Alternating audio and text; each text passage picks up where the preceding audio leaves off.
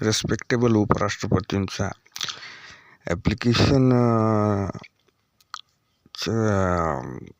रेड्डी जेव्हा भारतीय संसदेत पहिल्या काँग्रेस अजूनही स्थानापन्न असून इंदिरा गांधी अजूनही गेटवरच आहेत, राजीव गांधी सभेतच आहेत आणि सोनिया गांधी खासदार म्हणून बसलेल्या आहेत. त्यांची मुलं म्हणजे संपूर्ण कुटुंबच राहुल गांधी, प्रियंका गांधी खासदारच आहेत. अशा प्रकारे फौजदारी कोर्ट पहिल्या जुन्या संसदेत सुरू आहे आणि त्यांचे इंदिरा गांधींचे जावई वडेरासुद्धा फौजदारी न्यायालयीन प्रक्रियेमध्ये येतात.